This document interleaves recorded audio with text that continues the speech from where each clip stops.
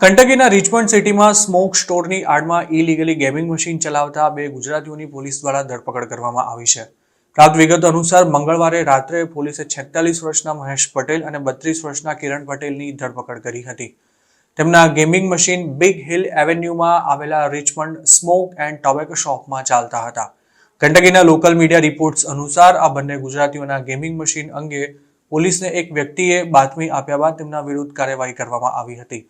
બાતમી આપનારાનો એવો દાવો હતો કે તે થોડા દિવસો પહેલા આ સ્લોટ મશીનમાં $12,000 જીત્યો હતો, પરંતુ સોમવારે તે $2,500 હારી ગયા બાદ બીજા દિવસે ફરી $1,000 લઈને રમવા ગયો હતો, પરંતુ તેને સ્મોક શોપમાં છુપી રીતે ચાલતા આ ગેમિંગ રૂમમાં એન્ટ્રી આપવામાં નહોતી આવી.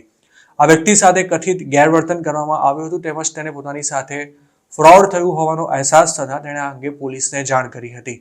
પોલીસનું એ પણ કહ્યું છે કે બંને આરોપી રિચમન્ડ સ્મોક એન્ડ ટોબેકો આઉટલેટમાં જોબ કરતા હતા, પરંતુ તેનો અસલી ઓનર કોણ છે તેની કોઈ માહિતી જાહેર કરવામાં નથી આવી. રિચમન્ડ સ્મોક એન્ડ ટોબેકોના આઉટલેટ પર સિગરેટ, સોડા તેમજ વેપ્સનું વેચાણ થતું હોવાનું દર્શાવાયું હતું, પરંતુ તેના બેક રૂમમાં ગેમ રૂમ ચાલતો હતો.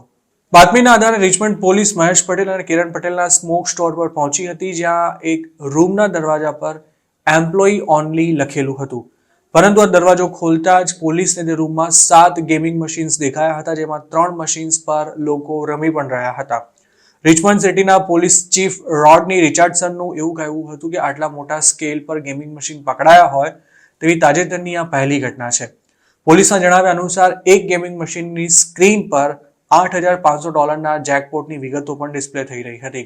આ ગેમિંગ મશીન્સમાં $20 નોટ નાખીને પોલીસે તેને ચેક પણ કર્યા હતા.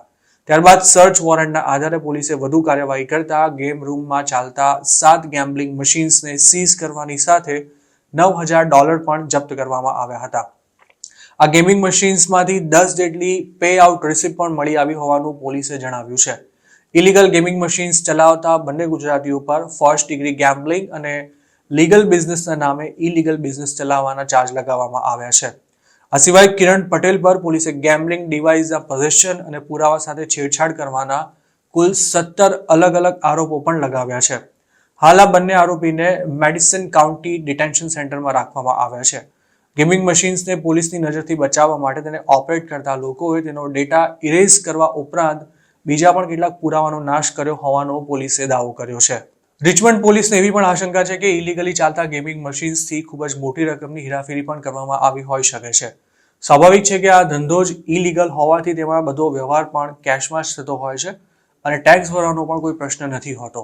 સૂત્રોનું માની તો ઇલીગલ ગેમિંગ મશીન પકડાય ત્યારે તેના દ્વારા થયેલી કમાણીની પણ આરોપી પાસેથી રિકવરી કરવામાં આવતી હોય છે, પરંતુ હોશિયારીથી અમેરિકાના અમુક સ્ટેટ્સમાં આ 2 નંબરનો ધંધો ચલાવતા ગુજરાતીઓ કમાણીની રકમ સગે વગે કરી નાખતા હોય છે અને કયા ગેમિંગ મશીનમાં રોજનો કેટલો બિઝનેસ થાય છે તેની વિગતો પણ પોલીસની નજરમાં ન આવી જાય તે રીતે મેનેજ કરવામાં આવતી હોય છે.